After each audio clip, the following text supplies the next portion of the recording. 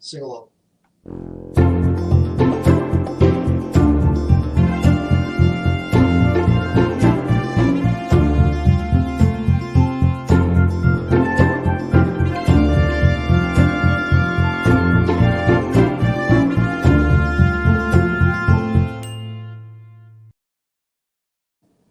Good afternoon. Welcome to an Exploring Catholicism, where we're going to be exploring those who work in our Catholic Church and just some of the impressions that we've been getting on our day that we're here to get away a little bit and have a chance as a staff to listen to the Lord and to be able to allow Him to inspire us as we're moving into this merger moment, and at the same time being able to look towards the future.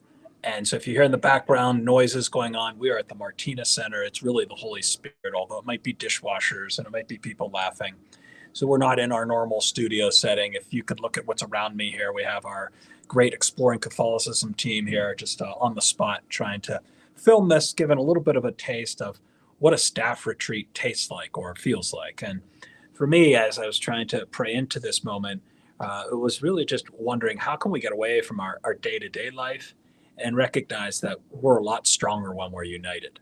And having a staff that stretches around the great grouping with such great work that they do, it's hard to bring everybody together because we're in different offices doing different things. And so it's great today to come to the Martina Center and be able to share a meal together, pray together. And this afternoon, there's time for adoration and things. And so it's been great. So the basic schedule is we started here at 9 o'clock. We were dividing up. I took the sticker off, but I had a sticker here of like if I was going to, depending on how the group went, if I was more quiet, then I got a yellow sticker. If I did more like insertive things, I got a blue sticker. And the whole point of it is to stop labeling each other as just like, okay, this is your job. And you get to know who they are. And so it's nice to be able to go beyond the barrier of just knowing, okay, this is a facilities person, this is a communications person, actually be able to listen and interact with our staff a little bit more than that. And then I got to share a little bit about what we're doing as priests, to doing the faith sharing group, and really open up to our staff that possibility of saying, how can we do faith sharing, to recognize that our work obviously is of the utmost importance, but it's only going to function as much as we're close to Christ, and especially by sharing our lives with each other. And then obviously we had a chance to break down into the different groups. So we had 4 groups there. We had our facilities team, which I got to kind of facilitate. Then Father Jack facilitated the faith formation team. Father Mike worked with our pastoral and liturgy staff. And then Father Joe, he was working with the administrative communication team. And what was interesting for me about that as I walked around is I could just see, it's so neat to be able to see our staff from both sides of the grouping just coming together and talking. And so we listened. We tried, as priests, I hope, we spent more time just listening to our staff. What are some of the roadblocks, and what are some of the dreams that we have and hopes that we have for the future? And in that, I hope it's just a first step, because in a 30-minute, 45-minute discussion, you're not going to solve all the world's problems. But I do hope it's a step in the right direction of us being able to even grow closer together, because where there's the unity, there's going to be the Spirit and a lot more strength. So with that being said, I really appreciated the time and the efforts of everybody to be able to do that. Then we had cheeseburgers for lunch and squash soup and cookies and all kinds of great little finger foods. So that's good. Now we're actually here at the time that we're at right now, which is approximately 20 to 2, and we have Eucharistic Adoration going on. We have the gardens and walking around outside. It's a beautiful fall day, so people can be out there. Some people are hanging out here in the kitchen, in the dining room, sharing some of their experiences. And then we're going to walk into, which I can't wait to do, this art lectio room, as I would call it. So you're going to see artwork in terms of some of the great things going on in the artwork, and then jumping into that to experience how the Lord can work through great artists. So with that being said, we're going to walk around right now, see some of our staff. I don't know if they know that they're live, so we'll just pretend that we're just having a casual conversation. So if they say something that goes against anybody, we're just having a little casual conversation here. And I really don't think any of them know that I'm doing this live. So we're going to surprise people right now. I have no idea how it's going to go, but let's go for it. So I'll just be following our camera person here, and just walking towards. This is the Martina Center, as you can see here. We have part of our staff right here. And so let's just walk over and see who we find over here. So we'll just start here with our facilities team. This is a group of so what's your last name? Yoakum. What's your last name? Yoakum. What's your last name? Fred. So this is part of our facilities team from St. John and Paul, and now in our great grouping. How long have you been working with St. John and Paul? Almost 12 years. And It'll be 12 in it was October's last month. who hired you? What priest was it that first interviewed you and brought you on board? Father Mac. Father Mac did? Yeah. And as you look at our merger situation, where we're heading in the future, what are some things that you're looking forward to, or do you feel challenged by? Yeah. I'm looking forward to keeping the facilities the way we have been, trying to keep everything up to date, everything maintained. That includes equipment we use for snow removal, for lawn cutting, and etc. Now, how did you get these guys to work with you? Because usually father-son things don't work out real well. Did you have to force them to work here, or what'd you do to get your sons to come on board? Doug's been working with me probably for about 20 years, even in construction, doing electrical work and what have you. So, Doug, what kind of area of work do you focus more in at St. John and Paul? Cleaning and fixing. And what are some of the hardest things that you have to deal with in your normal work there at St. John and Paul? Dealing with the groups and making sure where they're supposed to be, and make sure if they need anything, I can help them with anything with technology. And is it true that you spell Doug D-U-G? Yes. Okay, that's good. I just wasn't sure. Now, Scotty, who is your favorite penguin of all time? Of all time? It's a tough question there. I would say probably Ron Francis. Ron Francis. That's a random name. I like him. Because he was a good leader on his team at the time, especially a lot of the times whenever Lemieux was out. And he stepped up a lot and helped out the team as best as he could. And what facet of work do you tend to focus on when you're at St. John? Mostly cleaning and pretty much fixing some things that Doug or my dad doesn't have time for. Oh, I thought you were going to say that they broke. Yeah, that too. Is that usually what happens? Is Doug broke? Yeah. Well, I know all of our parishioners cherish all the hard work you guys put in, so I can't appreciate enough the great work that you do to keep our facilities going so that we can bring as many as we can to Jesus and ultimately to get to heaven. Jesus spent, 30 of his 33 years doing facilities work, and so the holy work that these men are doing, it really helps us be able to bring people together around the Lord. Now, Michael, come here. This is our newest employee. This is an exciting moment for me to introduce everybody to, what's your full name? Michael Deshane. Michael Deshane. How many years did you serve our country, and what did you do basically in the service of our country? 8 years in the Marines. I was a radio operator.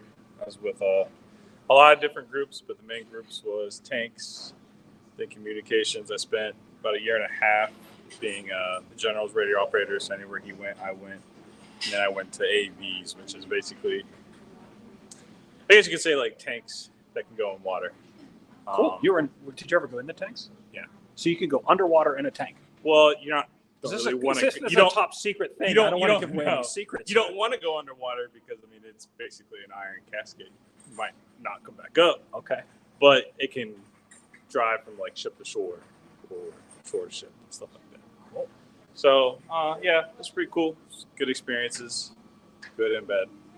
So Yeah, I bet. Well, I can't appreciate your working next. Actually, just as a quick commercial break, next week we're going to be interviewing Tony Mellencamp. He's one of our people who is he's a parishioner of ours, and we're going to be highlighting some of the work of those who have served in our country because you have Veterans Day coming up and stuff. So appreciate that. Tell us what you're up to. What's your day-to-day life like in working with in the Valley? What are some of the things that you do every day as a facilities team member? Lots of cleaning, lots of organizing tables and chairs. Seems to be the most important thing to people. But also there is a lot of communications with the parishioners, just maybe them venting or kind of let it what exactly is going on, what the plan is, and just kind of listening, lots of listening, parishioners and staff members, volunteers. I take the time. Is To there make sure anything I listen. about that surprised you about working for the church? Because I know, obviously, your mom's a big player in our work, as Cindy does in our Valley parishes especially. But now that you're actually working in the church, is there anything that surprised you that maybe you hadn't thought about before you actually started working in the church before?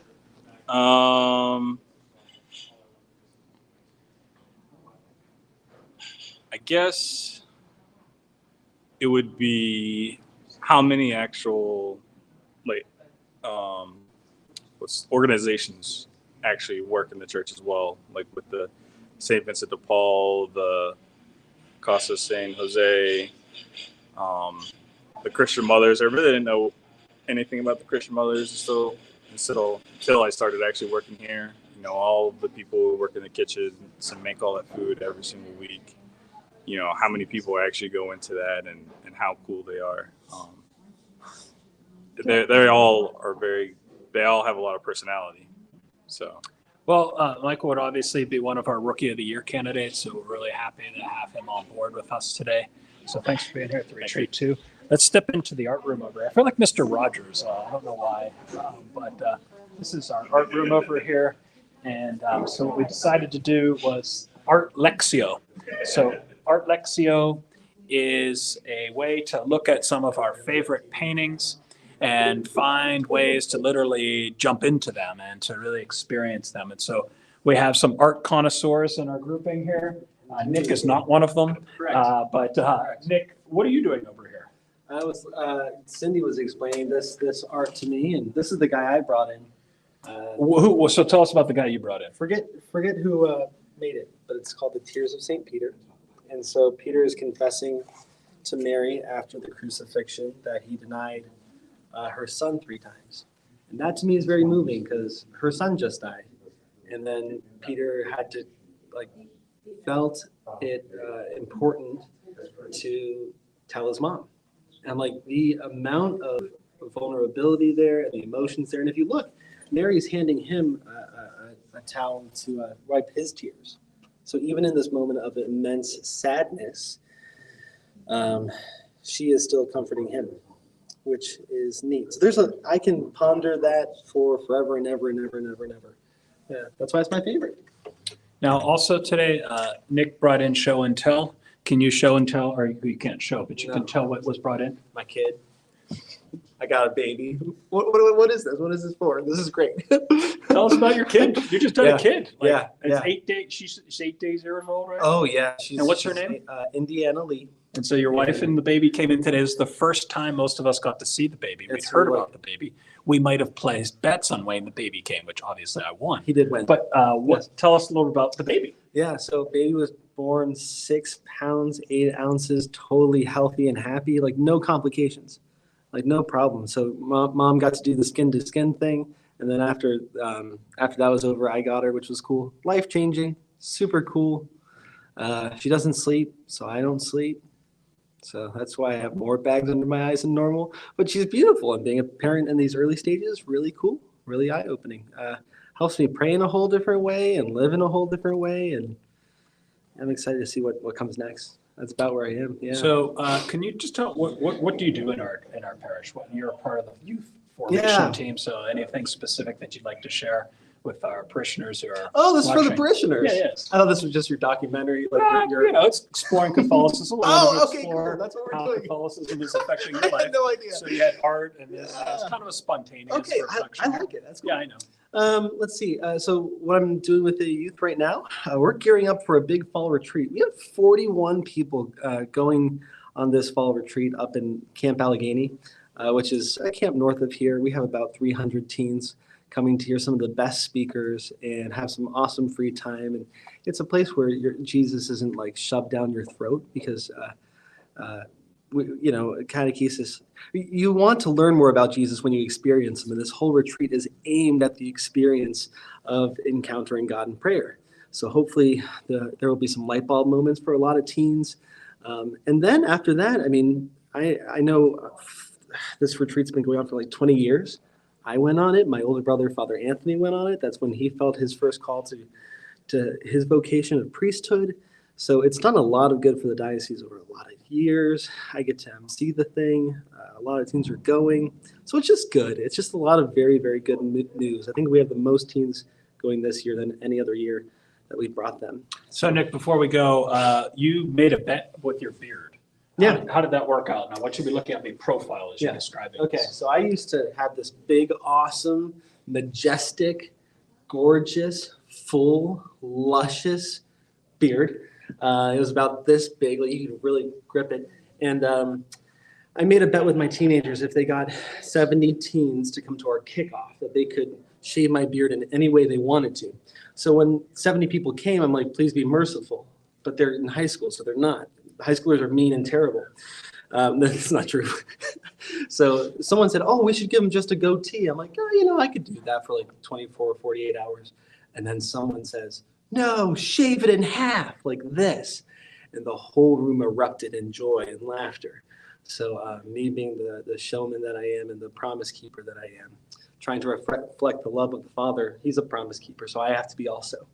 So I did. I shaved half my beard off. Apparently, St. Philip Neri's spiritual director had him do that as a penance because he was a bit too prideful. So he shaved off half. This is not St. Philip Neri, but we're very happy for Nick. I'm like to be doing the that. Aldi brand St. Philip Neri. I'm like the discount version. But he'll I'm be St. the Nick. scratch and dent Get it, store. St. Nick, with Christmas coming up. Thanks for participating. Yeah, that was Appreciate great. Where's our deacon? Okay, our two deacons are great. So Deacon Jim Olsen, really appreciate him jumping in on the program here. He obviously has been serving as a deacon at St. John and Paul for how many years now? 8 years. 8 years. He's also been a key member of our finance council. And for me, these last 3 years with Deacon Jim have been amazing because his capacity to be able to help me with all things related to our staff and our employees. And so it's just been great to be able to develop our systems and get them in place so that our employees can succeed in their work. So Deacon, I'm really happy and grateful for all the work that you've done. Well, it's been a pleasure. St. John and Paul has been my parish since its inception. I'm a convert to the Catholic faith, and I just felt this need to give back as much as I've received. And it's been a tremendous journey, and I just look forward to the future, just continuing on. All of the love and warmth and grace that I feel comes from above. Well, I appreciate that too. Now, we're in this art room. What piece of art sticks out most to you? Which one do you like? For me, it's the Prodigal Son. Okay, this is the Rembrandt version? Is that Rembrandt. right? I have to admit that I had the honor of seeing the original in the Hermitage in St. Petersburg. And I have a copy of this in my own in my office. But when you look at this, there's such an outpouring of emotion in this one picture, both good and bad. I mean, here you have a father welcoming back a repentant son who feels he deserves nothing, and the father wants to give him everything. And then you have his brother looking down and saying, why is he getting anything? So, if you want to get theological, Jesus Christ is welcoming us to him, and yet the people that he came to save are rejecting him because they can't find the peace that he's offering us. So to me, it's just an amazing picture, and there's so much that you can get out of it if you just stop and look at it for a while. One of my favorite things, just to interject here, if you can zoom in on the hands, and this is obviously the father, and you see the prodigal son coming in, and the hands there on one side, you can see kind of more hands that are kind of more fatherly, and on the other side, you can see hands that are more motherly. And so it's as if Rembrandt wanted to show both facets of love of God in the hands in which they grip and model there. So appreciate that. Thanks for sharing that. Deacon Tony's over here, so we got dueling deacons in here. That's always a great thing. Deacon Tony, where have you been serving lately? And talk a little bit about your own ministry. Sure, thank you. I've been, of course, I'm with the great grouping, the 4 parishes, but I've mostly ministered down in the valley. And one of my ministries, of course, is our grief ministry. And it's just been an honor and a privilege to serve with these people. And it's a ministry that we started a few years ago, very small, with 2 or 3 people, and it continues to grow. And right now we're up to about 26 to 28 people meeting every Monday evening, coming together to share what they're going through and talk about the grief that they're feeling in their lives due to the loss of a loved one. So it's a beautiful ministry that we're able to reach out to people with and to journey with them at that special time. Yeah, and during this time, November, and especially the Pope has expanded this grace.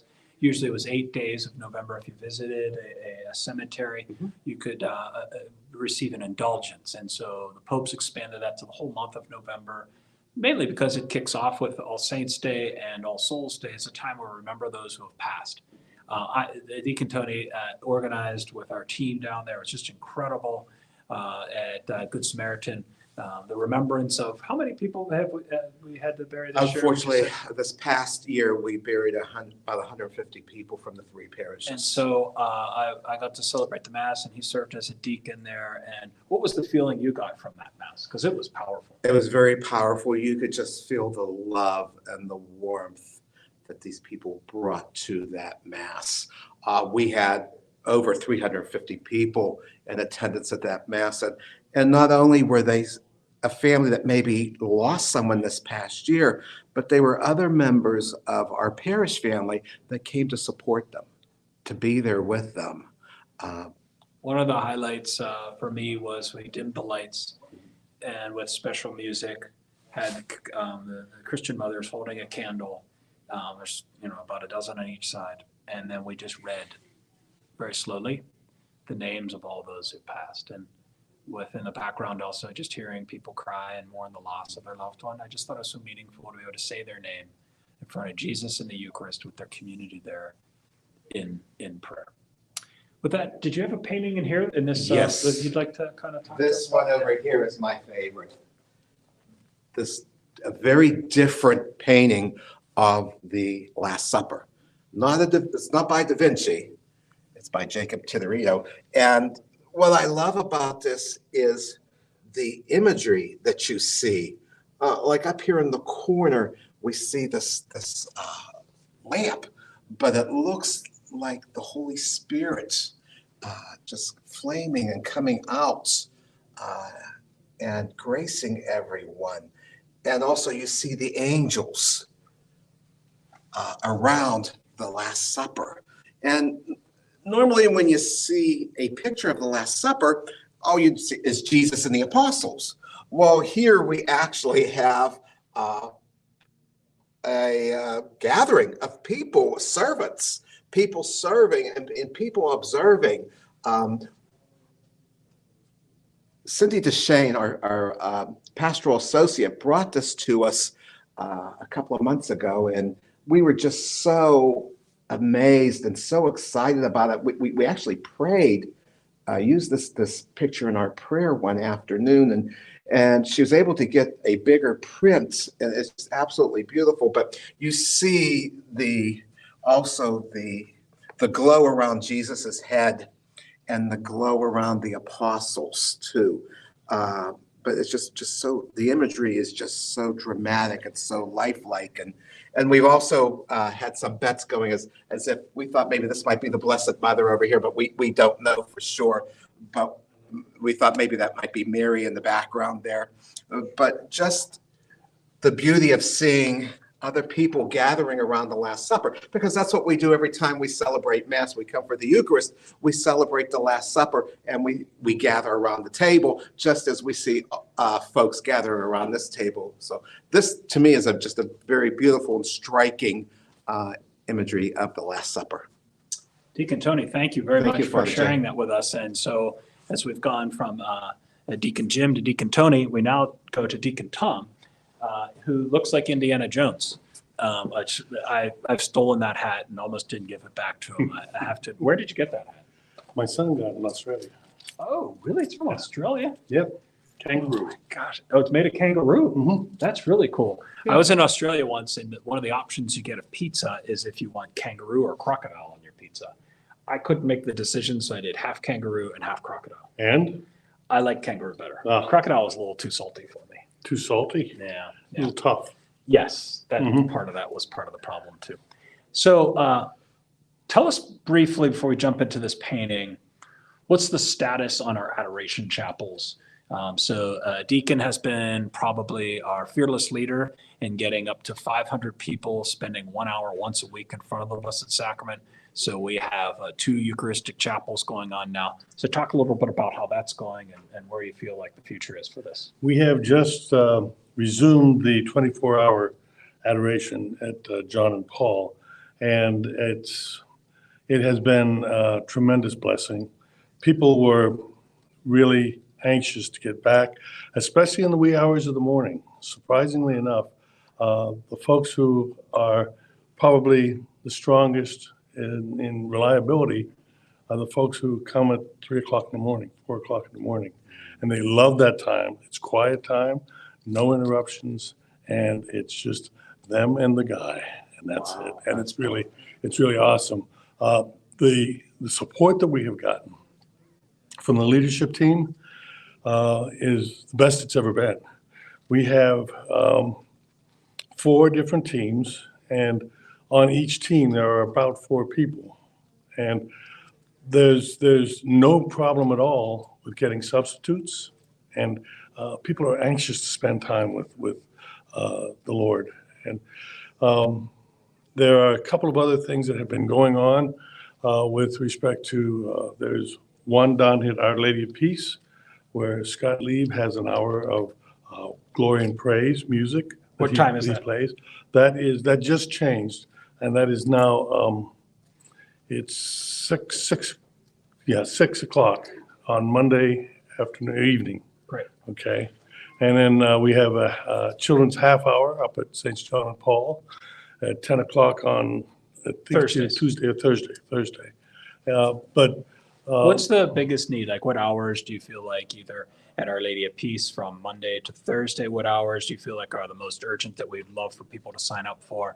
Or at St. John and Paul, the 24/7. We have all the hours covered, but we get substitutes to come in. But sometimes we're looking to double cover them and things. So we always want to get double coverage if we can. Okay. That way, if somebody's not going to be able to make it to their hour, they don't even have to use the sub system, which is an awesome system. They can just call their prayer partner, and if the prayer partner is going to be there, the hour is covered. The hours down at Our Lady of Peace are probably around midday. So around 1 or 2 o'clock? 1 or 2 o'clock in the afternoon is when we can use the most help. Up at John and Paul, it varies. With the going to 24/7 or 24/6, there have been a lot of movement from people who were doing daytime hours and they wanted a nighttime hour, an evening hour, something like that. So that's still a bit in flex. But overall, the mission is to try to encourage everybody to take 1 hour once a week. If you can't sign up full-time, be a sub. And what will happen is you'll get notification that there's an open hour and you could jump in. So if you don't feel like you can commit to 1 hour at a specific time every week, take 1 hour a week. Or if you've never done this before, just start coming and starting to see how great that could be. There's a lot of activity with people coming in as subs, and we have had tremendous support from our sub. We've got a system that you are notified 24 hours before your hour that you have an hour coming up tomorrow. And if you're not going to be able to make it, in that notification is the opportunity to ask for a sub. You ask for a sub, and that email or text goes out to 200 people at St. John and Paul. And it's about 100 people down in the valley. And if a person is able and willing to take that hour, they simply respond to it. You get a reply back, and you know that your hour is covered.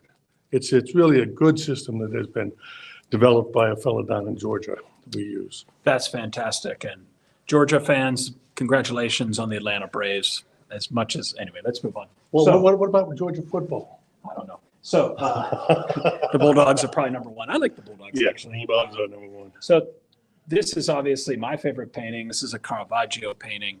But Deacon, what do you enjoy about this painting? The lighting that Caravaggio uses just speaks to me. We have several Caravaggio paintings in our home. We do not have this one. This is a beautiful, beautiful calling, and you can put yourself into a Caravaggio painting. You can imagine yourself being right there, Who do you imagine yourself being? the good-looking one. That is? Oh, he looks young. Okay. Okay. Why do you imagine yourself being that person? Brightest face. There's an innocence there that I would like to have. Who is he leaning on? Who is he leaning on? You know the painting. That's St. Matthew. Is that Matthew? Yeah, A tax collector? So if you back up the painting just a little bit here, so what you're seeing here are tax collectors. This is the call. St. Matthew is a tax collector. You see coins and you see their ledgers and all that stuff, right? And this is Jesus, and that is St. Peter. And the hand of Jesus already pointed over to Matthew saying, follow me. And then if you follow that line in which you're saying all this light stuff, it comes down to here. This is St. Matthew. You can see his index fingers actually pointing to himself. He's not pointing to that guy, he's pointing to himself. And thus, if you had to ask, when was this picture taken, if you were taking pictures, it's after Jesus called Matthew, but before Matthew gets up from the tax collector booth. And so the tension of the painting goes from the Lord coming into Matthew's life to now saying, will Matthew actually follow? So bets are being placed, so to speak, on the action of what's going on. And What does that hand remind you of? so obviously Caravaggio comes after Michelangelo. In Right. fact, his nickname was Michelangelo Caravaggio. But yes, and so what that hand of God was the life-giving force of his creativity going from himself to obviously Adam. On the And- ceiling of the Sistine On the Chapel. ceiling. So what's being said here is that there's a life-giving force in the call. And so everybody who's called by Jesus, there's this refreshing creativity that's unleashed from God to the heart of those who are being called. That's beautiful. So yeah, that's obviously I could spend all day talking about this Oh, painting. there it is right there. Oh yeah, so you can see, perfect. So you can get a sense of the finger of God on the right and the finger of God with Jesus up above. And then you switch over here and you see the hand of St. Matthew and the hand of Adam on the left. So it's definitely a way in which, as they would say in Latin, the die digitus, which is the finger of God, that points towards humanity, and that pointing Towards you and me? is what gives his divine life that charge into ours. So yeah, anyway, that's and then there's obviously up here you can see the cross already forming and the windows. And one last little thing that I love to think about is, if you notice here, what do you notice about their outfits? They're colorful. Okay, and then what do you notice about those outfits? Oh, over here. Very dark, drab. Okay, get away Poor. from the colors of them. What time period do you think these costumes would be from? Time period, I have no idea. Okay, so these would be Renaissance color types of Okay. things, and this is from first century. So it'd be almost like right now it'd be wearing a hoodie and jeans, and Jesus would be in his first century garb. And what's being said by that in my mind is that the call is always up to date. So the Lord comes in his quote unquote first century garb, but his calling is always up to the date in this time. This would be Caravaggio's So he is contemporary. consistent. Yeah. Times change in, Yep. in time. Very nice. Okay, let's wander back out here, and I have no idea who's out here, so we'll see if anybody will allow us to interview them now. Let's see what's going on behind the scenes here. Oh, here they are. This is great. We could get to come in. And Cindy, how are you doing today? Good. Thanks for being here. We just looked at one of your favorite paintings over there. The wonder. Who was the artist? I forgot his name. Jacob Titteruto. Jacob Titteruto. And where is he from? Do you remember? No, but it's hanging in Spain. So it's the original is in Spain, and Jacob Titteruto. So Cindy found that painting and brought that for us. I'd never seen it before. It reminded me at first of like the famous painting of Da Vinci. But what did you like about that painting? Because it's the moment when Jesus is giving the precious blood to the apostles and everyone's happy and good on the apostles' side, where in the Da Vinci one, they're all like in angst and awe because they're about to be betrayed. So she was one of the ones that helped us figure out, hey, we need to do like this Lexio of artwork. So appreciate that. Thanks for stopping by, Cindy. Yeah, thank you. All right. Yes. Here, have a seat, camera person. Yes, this is so much fun. Janet, what's going on? Not much. No? So, Janet, tell a little bit about where you're from. Where I'm from? I'm from the South Hills. I Where are you travel now? this way. In the North Hills. So where's the Mason-Dixon line? Like, You know how's what? that I'm crossing? not really going to say because I don't know if there's any cops watching that patrol the 79 corridor. Okay. So let's not talk about Yes, it is. Talk about some of the opportunities you see in your area of work, of outreach, and working with some of our parishioners, or some of the things that you see that are on the horizon that have been exciting for you. Okay, that's why I'm down here talking to Bobby, because we are talking about how to pipeline the requests that I receive from people who want to send their furniture off or their clothes off for another round of use, and the ability to get them to Ambridge and them to distribute. So we're just dreaming about how we can create a pipeline so that we can do this and really serve the people in our parish. So obviously, one of the things that Janet has been incredibly gifted at doing is connecting people with needs, with those who have things. And so it's great to be able to take a staff retreat like this with Bobby Aloy and Janet. They typically work in offices that are about 25 minutes apart. So being 2 seconds apart to just kind of talk Try through things. 45 minutes 45 when Big That's Creek true, 'cause River was. there's Close. construction there. Yeah. That's It true. opened today. We're good. So, Bobby, what did you think about the conversation so far with Janet, and talk a little bit about how you see these opportunities being from Ambridge and how this pipeline could work? No, she has some great ideas. We just have to figure out some logistics, places to store the items that come in, and like she Good way to said, vet them too. yeah, we have in Ambridge, or in the Beer Valley, we've been able to distribute things in an easy manner, whether it be food or furniture. So we can use their resources in our distribution and just come together Right. and get their Or needs upscale satisfied. resale. Did I say that right? Upscale resale? Yes. Because we don't want to be a handout. We want to be a hand up. What's that mean? It means that we don't want to enable or to patronize people. We want people to pay so that they take pride in something that they've bought. And that way, it's something that they'll take better care of. I mean, I know when somebody gives me something, I'll just pass it on to my kids, and whatever happens to it, I don't really have skin in the game. But when I take care of something because I bought it and I worked for it, then I'm like, get off of there, you know? So, and I think that that's just a pervasive parenting attitude, or just an attitude in general. Just have pride in what you have. If you've bought it, if you've earned it, so that's kind of what I would like to see, as opposed to, here you go. I mean, don't get me wrong. If someone has a house fire, if somebody needs, we'll give you, absolutely. But at the same time, I don't want people to come in who can afford to go to Coach, but come here and can get Coach at a cheap price. So like, we need to figure out how to sell it to different populations, because there's some people who will go and be like, this is a great Goodwill store. It's not going to be a Goodwill. If you have a little bit more money and you can afford to pay, you're going to pay the $15. But if you can't, you can pay the $5. Like, that's, we're trying to figure out without labeling people or without shaming people, or like, you can't put it, what do you want to donate on it? So we're just spitballing here. So don't quote me on anything. But if you have a building in Ambridge that you want to give us, Especially if you know PNC Bank, that would be really helpful. Sorry. Claire, let's move over to Claire here. Yeah. Claire, your nephew is Father Michael Ackerman. Yes. What prayers would you hope people could say for him, and why should we pray for Father Mike? I'm very blessed that Father Michael Ackerman is my nephew and my godchild.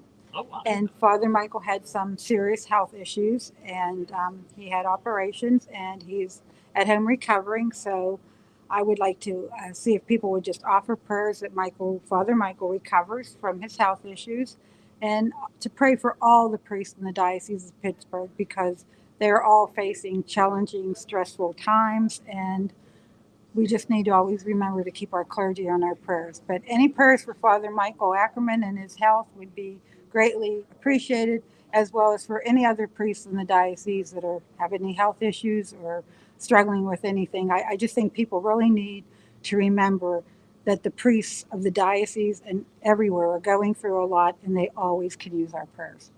I agree. Well, thank you for that. I did not ask her to do that, but that's really nice that she's saying to pray for us priests. I would chime in on that as well. Claire, we have the artwork that we just went through right now. Did you have a piece of artwork that you brought, and why did you bring that? Yes, I did. And I thought everyone would know, whoever knows me would know what artwork I brought. I brought the Emmaus picture. Okay, talk about that. What's Emmaus? What are you talking about? Emmaus is the journey. I wish I knew which number it was in Luke, but there's a Luke gospel about the road to Emmaus. And I brought that picture because in 2010, I attended my first Emmaus Retreat that was in the Diocese of Pittsburgh. It was a women's group. And I just love that picture because, first of all, that retreat meant a lot to me, and it really helped me on my spiritual journey, so much that I was actively involved in facilitating the retreats and leading the retreats for about 8 years. But I look at that picture twofold. I look at that picture and think about what the disciples, when they were walking on the road, and they didn't recognize Jesus until the breaking of the bread. And I look at that picture and I think, how many times in my life do I not recognize Jesus? Because he's always there with me in good times and bad, but sometimes I forget that he's truly walking beside me. And then the second way I look at that picture is, how many times do people not see Jesus in me? And so I think about that and think, am I walking roads with people or journeying life with people and not truly being the face of Jesus to them? So I look at that people and I think, why do I not realize Jesus is with me? And how many times do I not bring Jesus to other people through me? So it's a lot to think about. So I just love that picture because of what it means to me spiritually with God and with myself, acting Christ-like to other people. Yeah, and I get to witness, Claire has a desk kind of close to mine at St. John and Paul, and I get to witness her witnessing Jesus to so many people. Usually it's via the phone, but it's also through her amazing smile and tremendous desire to bring Jesus to others. So, I have the best workplace because I go around and you see all these people just loitering here today, and it's just fantastic to be able to rub elbows with them. I mean, the fact that I come to a conversation and they're like, how can we be a pipeline of charity? It's just like, these are great conversations to have. I don't know wherever you're working, but on your retreat days, is this the type of conversation you guys are having? Because this is awesome. And then be able to hear different artwork and why you love this artwork and things. It's a real pleasure to have a day like this. So I'm not sure if there's anybody else around here. But we did talk about the go new ahead, Marvel movies. Okay, yeah. Because we talk about fun stuff too. It's We do. not all. Okay, well, what new Marvel movie came out? He's going to see the Eternals tonight. Right. He's a huge Marvel fan, and I'm a Marvel fan by marriage. So yeah, What does that I know. mean Look, by marriage. Like, does that mean you're not really a Marvel fan, or you are? it's by kind of like osmosis. It's always on TV. Lee, who he won't turn the camera on, is a Marvel fan as well. Correct? Lee doesn't talk, so he just went like that, right? He's So, smiling. what are the Eternals? What's that mean? Well, It's the latest movie. latest I know, Marvel but- movie. I don't know much about them. Right. They're not in the They're not- MCU universe as of Right. till I mean, the this MC tonight. universe had the Captain America and Iron Man and Right. Hawkeye and Black Widow. Shang-Chi that I haven't Shang-Chi. seen I haven't yet. seen that one yet either. But so my daughter and I always go to see the premieres of Marvel movies. So tonight Right. is The the Eternals. Eternals. So I'll that's let what you we were know. talking about. He is So we like need a king of all future, thing culture. We For could do Catholicism, we could do We Marvel. could do a Marvel. If thing. ever you do that, I will help Lee out and be there. You will. I You'll let will. him come and talk. Oh my gosh, Lee would never come and talk. He would do one on Silent Retreat and be like, "This is how you do it." He's shaking nodding. his camera, yes. That's Oh. fantastic. Yeah, I appreciate that. That's true. It's interesting to hear about. I don't know anything about those movies, but it's fantastic. But yeah, I mean, That we're those having are- chit chat too, like That's fun good. stuff that we like to talk Can I about. put a plug in for tomorrow? Oh, in please. Valley? Yes, please. All by all means. Tomorrow at St. John the Baptist in Baden, pierogi. At what from- time? From 9 a.m. to 1 p.m. or till they sell out. They sold out last week, so call early. And also at Our Lady of Peace tomorrow from 11 to 7 p.m. is their first Friday fish fry. So stop down there if you have a chance or in the area. So the Our Lady of Peace Fish Fry is in Conway at our church there. So if you're looking for a good lunch or an early dinner, come on by there. And the pierogies are obviously in Baden. So that's fantastic. I'll do a plug. Yes, please do. Outreach collection is this weekend that will go and help us as we work on this pipeline and figure out what all we're going to need for logistics. I mean, there's going to be a lot of stuff because there's a lot of people to feed. I don't know if you saw the email yesterday. Beautiful story. So one of our St. John volunteers is mentoring one of the Latinos. I don't know if I told you about this. And that's how I met Rebecca, because I needed 2 coats for them. But the girl is, she was doing homework and she knocked her water on her laptop, and she goes to St. Monica. I put it out in an email along with all the stuff that they could do this weekend for volunteering. Within 2 hours, 2 people called me and said, well, I want to buy it for her. So like, you can't put out a request. I just got something saying that the washer and dryer is taken care of. Like, you can't put out a request without it being fulfilled so easily. I'm dreading the people who have to go to Red Door tomorrow and take stuff, because I just said we needed winter clothes and backpacks. And if you've seen the hall, the CDC right now, it's a little bit crowded. So whatever money you donate to outreach, it goes to Mission Trip, it goes to meal making, it goes to Senior Connection. Like, there's so much going on. I can't even begin to say. So yeah, we have a second collection this weekend for outreach. That's fantastic. Second collection outreach. You can hear why we're in need of this, especially now where it's getting cold outside. Today was the first day I needed to put a jacket on. And I can only imagine, I was walking down to my garage, I'm like, wow, at least I have a jacket to put on. And I was thinking about our friends who don't have jackets, and the work that both Ladies of Charity does to get jackets for those in need in our Beaver Valley, the work that we're doing for that, and obviously helping out the Red Door for our homeless friends that and don't have a holidays jacket. approaching. Yes, exactly. Oh, holidays. Yeah. It's a whole nother ball game. All right, that's enough fun at this area. You guys get back to your work and talk about movies and all the wonderful things that staff does during this time. So I think we're about to sign off, unless I see anybody else here that I should be bothering, but I don't think so. There's Nick, hard at work. You can see Cindy and Deacon Tony over there doing their thing. And I think we'll just end with a real act of gratitude to anybody who plugged into this wonderful retreat. Pray for our staff so that we can really continue that great work that we've been blessed with, which is to bring ourselves and as many souls as we can to heaven.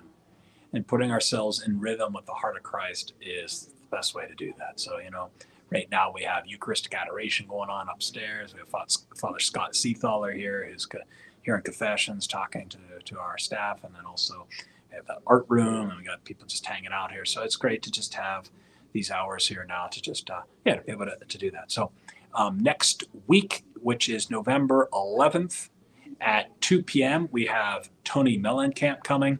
And so because it's a week in which, we're remembering especially the veterans and things, we thought we'd bring a veteran in to talk a little bit about that service to our country. You heard a little bit from Michael DeShane doing that, and just so grateful that we could do that. My grandfather he served in World War II, and so I could only imagine what it must be like to be able to put your life on the line for all of those who, enjoy the freedoms of the United States. So we pray for all of them as well. So just end with my blessing, and then the Father, the Son, the Holy Spirit. Amen.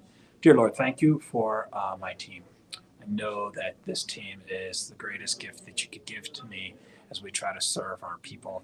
And so help us all to just be in rhythm with the heart of your Son, Jesus, and ask Mary to protect us from the evil one, and St. Joseph to help us always stand tall in the truth. And I send the blessing upon all of our team, all of those who are here, and all those who will watch. In the name of the Father, the Son, and the Holy Spirit. Amen.